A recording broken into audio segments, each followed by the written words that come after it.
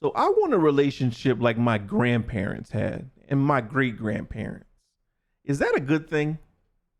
Let's talk about it.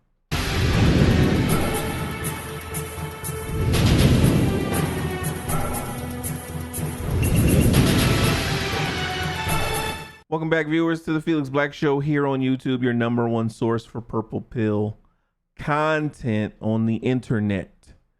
How are you guys doing today? Talking a little bit about old school love on the channel today.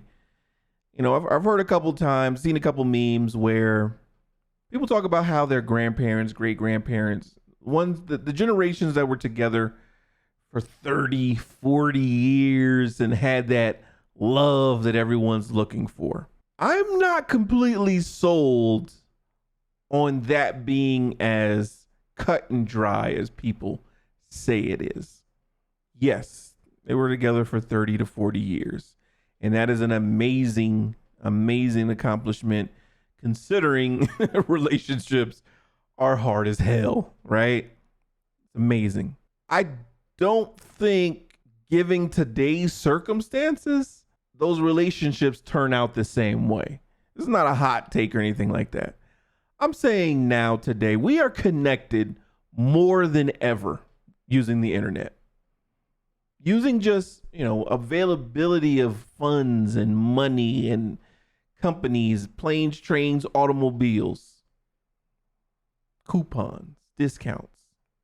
So we are able to travel like never before. If I'm living in South Carolina, that's where I'm from, in a small town in 1925, 1930, the chances of me knowing anyone outside of my, 5 to 10 mile radius is slim to none. Let's put things in perspective here. You're not gonna know a whole lot of people outside of your town. We weren't traveling for weekend trips to Miami, to the Bahamas, to Brazil. They weren't doing that in the 1930s. Where you lived is where you lived, where you worked, and your town was where you were, 95% of your lifetime? So like road tripping was not a thing. You worked day in, day out. I say that to say that the options, this is going to sound bad, but the options you had to choose from were not, plentiful. You were reduced to who you have in your local area. Would it be the same today if they had the same access? That is where I think it would be different.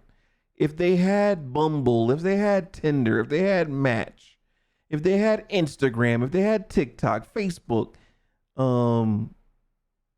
YouTube, all of these applications, these websites, people meet through these websites. People see a picture of someone in another country, like it, start a conversation, and date, get married, go visit, whatever.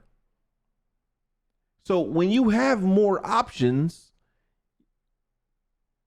you tend to take more time making a choice.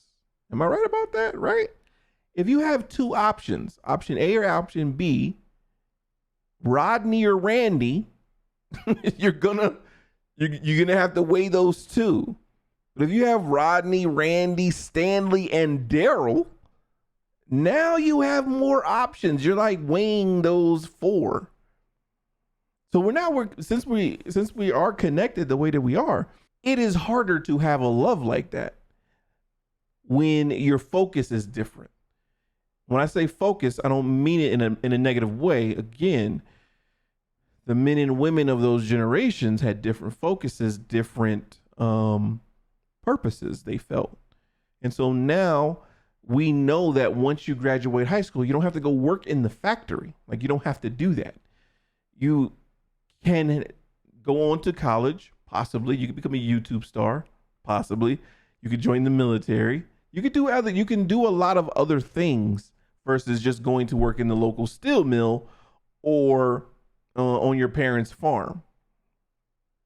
So you don't have to date only the people you went to school with, you went to high school with. You can literally meet someone in your 30s that lives in Mongolia because we're just connected that way. Because it's so much easier now. And I think the things that they had to fight through, they fought through those cheating, gambling, alcoholism, unfortunately, domestic violence. They fought through those things and stayed together back in the day because there was no divorce, moving out. And even if they weren't married, they had civil unions. There was no moving out and starting over. There weren't a lot of programs that helped women with children start over. There weren't a lot of programs that helped men start over.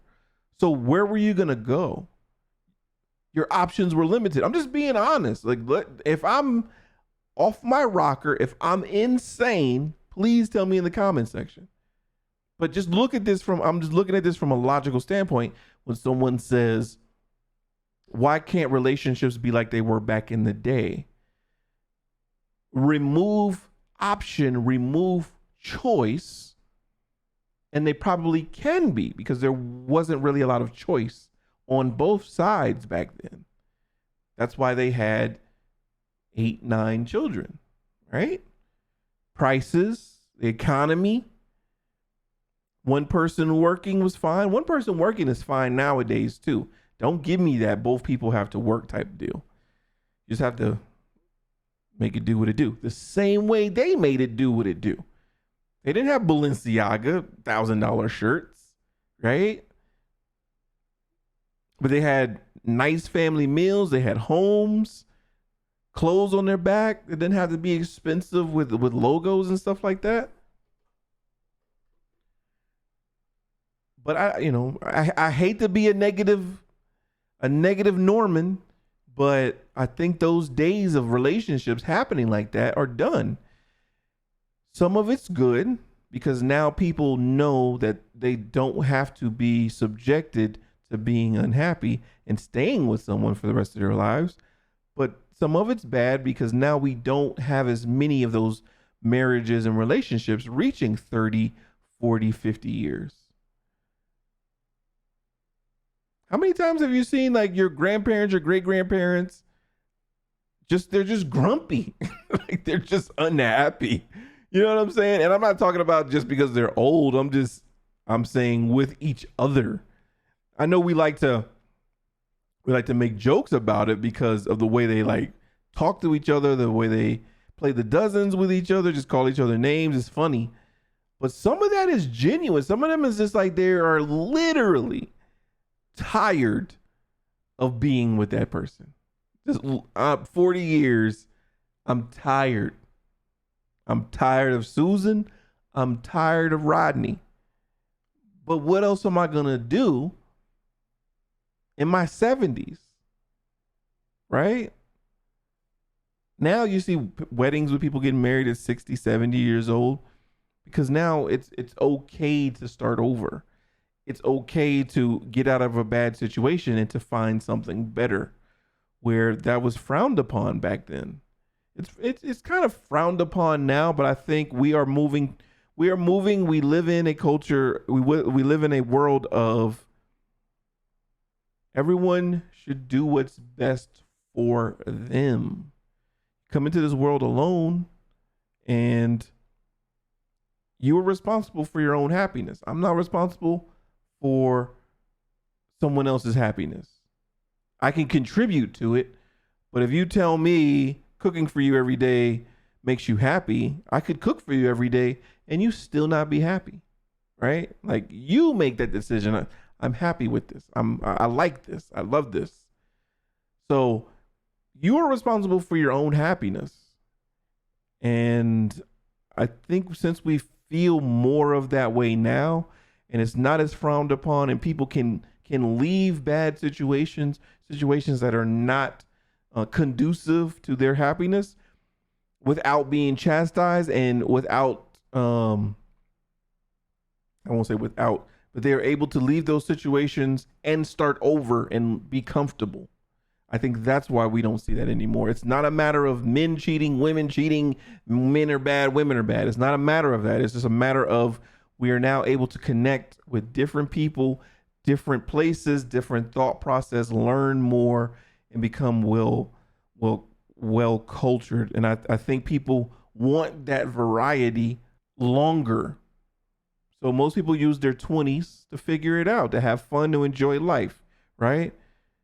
Not many places do you see you graduating at 18, go to work at 19, go to work at 18, get married at 18 get married at 18 with your high school sweetheart. And then y'all live forever after that, you know what I'm saying? Together forever. That's not happening as much because people are having access to information at younger ages, so they know what's out there. Like in 1930, did we know other countries like that? And I'm not talking about just in America. I'm talking about in Honduras, in Brazil, in France, in Bangladesh. Did we know what other countries had to offer?